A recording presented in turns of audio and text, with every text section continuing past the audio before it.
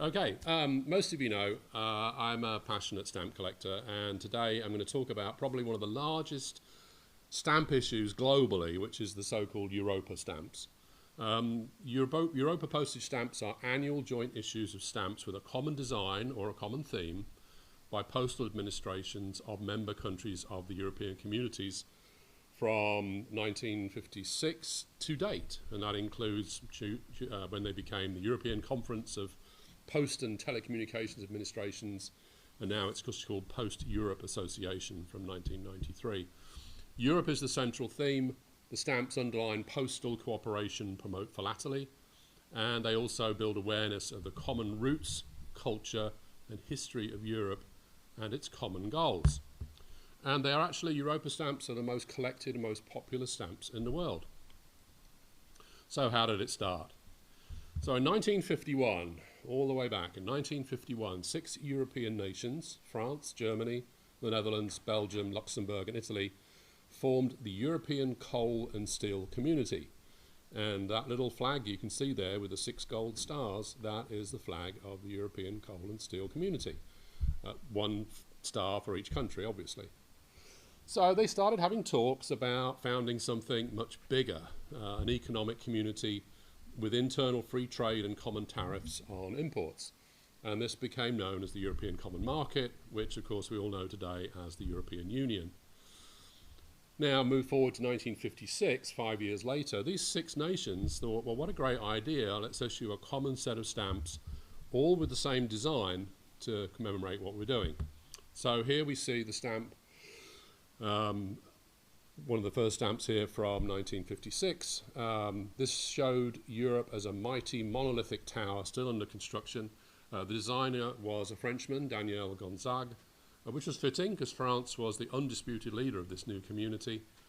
5 of the nations issued 2 stamps each. Luxembourg, from the start probably the keenest cheerleader for European unity, issued 3 denominations, and this is one of the 2 French stamps. So you'll see there that there's a little map which basically will get bigger as we go through the presentation as more and more countries join in on this. The impact of these stamps was not actually lost on the other European countries, obviously, including those under Soviet control. This was at the time when obviously the Russia or the Soviet Union had a lot of very heavy-handed control over most of Eastern Europe. In January 57, the Romanian government in exile, I forget exactly where they were, probably in Spain, somewhere like that. Obviously Romania itself was under the communist control from the Soviet Union. They produced their own version of this stamp, but instead of having this tower that's being built, they had a tower that's kind of crumbling, surrounded by barbed wire, and the text, which is in Romanian on the left and English on the right, Europe cannot live without her eastern countries. Obviously, these were not for postage. Okay, they have a value on them, but that's just for the heck of it. They weren't actually used to be put on stamps. These were used purely for propaganda, and of course for stamp collectors like me. So I enjoy finding these kind of things and adding them to the overall collection. As far as I know, the Romanian government in exile, I think they issued stamps all the way up to like 1969, something like that. But meanwhile, back at the main collection, these are the genuine stamps. Second issue, 1957. We've got 2 more countries now, Switzerland and Saarland. And for those of you that don't know, Saarland was actually a German territory that had been under Allied control since World War II, actually under French control. And eventually it became back into the Federal Republic of Germany. No common design for this year. But we have a common theme, which was peace and welfare through agriculture and industry. And you can see these creative designs of each country around this general theme. I particularly like the Swiss design at the bottom right. That's got 7 wires, 1 for each country. It's not 8 because obviously Saar is part of Germany. And those 7 wires all being wound together to form a united cable or a united Europe. So that's kind of a nice idea here. Following year, in 58, we went back to the idea of a common design. So this is the 3rd issue. This is a common design as a dove for peace, obviously, flying above the letter E for Europe, symbolising the cooperation of the European postal services as a vehicle of realising a united Europe. The designer of this was Dutchman André van der Vossen, so I'm showing the Netherlands stamp here. You'll notice here another blue on the map, which is Turkey. Turkey issued their first Europa stamps. We don't traditionally think of Turkey as part of Europe, but it is. Switzerland didn't issue any stamps this year. That's not unusual with these early issues. Not every country issued stamps every year. They sort of come in and out. So that happens. In 1959, in June 1959, a conference of 23 European postal administrations met in Montreux in Switzerland and created the Conférence Européenne des Administrations des Postes et des Télécommunications, excuse my French, which in English is the European Conference of Post and Telecommunications Administrations, or CEPT. So they got together. Now they're going to control, if you like, the Europa stamp issues. In '59, this fourth issue came out, and this featured a common design of a 6-link endless chain designed by a German artist, Walter Brüdi. Austria and Switzerland joined the club here, issuing their first Europa stamps. And this was the year when Saarland actually got reintegrated with Germany. So, you know, are stamps a little bit of art or a little bit of history? Maybe a bit of both, right? 1960 was the first Europa Sept issue, and I think we jumped forward. There we go. Okay, we're back on track. Sorry about that. The first official Europa Sept issue, more than 20 countries issued a total of 36 stamps, which is more than double what we had the previous year. 11 new countries here. As you can see, our map's getting bigger. We've got Denmark, Finland, Great Britain, Greece, Ireland, Iceland, Liechtenstein, Norway, Portugal, Spain and Sweden. So everybody's getting in on the act here. The common design is a Roman mail coach wheel with 19 spokes, one for each of the 19 members.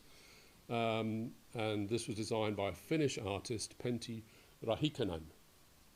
The logo, the CEPT logo on the left, was designed by British graphic designer Michael Gorman, himself a prolific stamp designer. He's actually started with one of the first stamps for the coronation of Queen Elizabeth in 1953.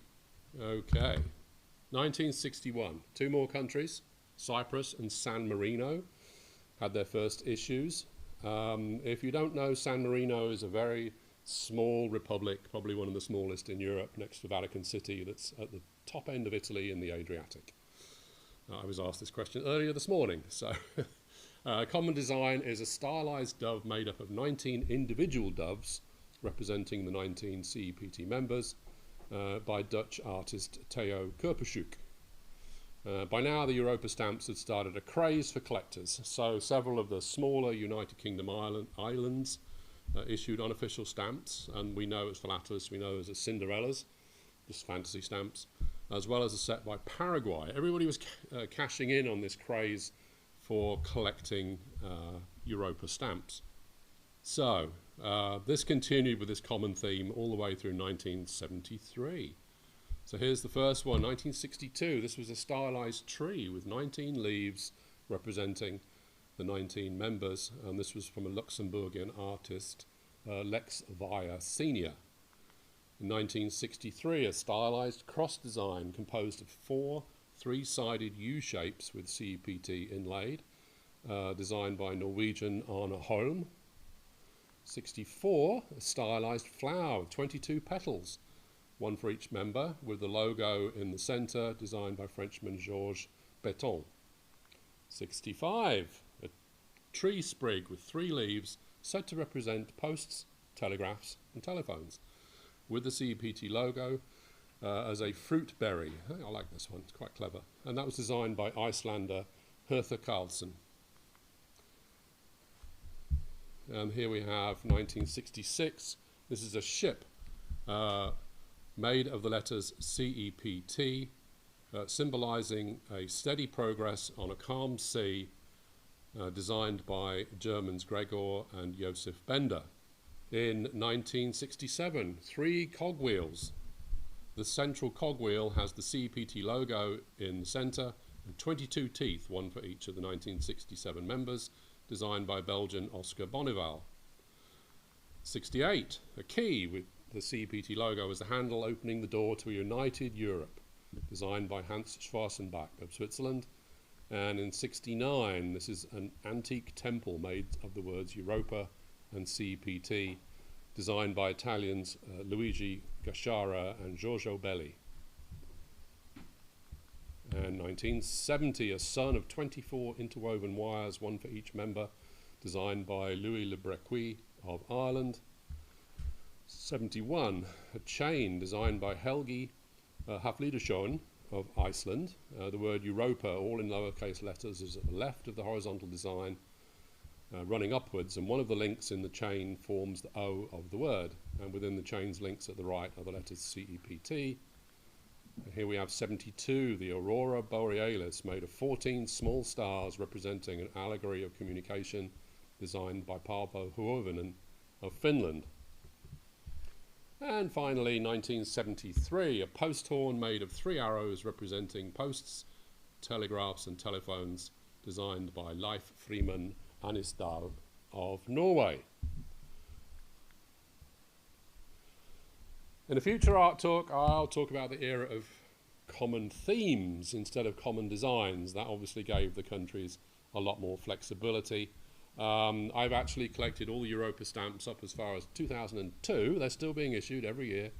I have up to 1985 on my stamp website. So if you'd like to see more Europa stamps or any of my collections, please go to dixstamps.online.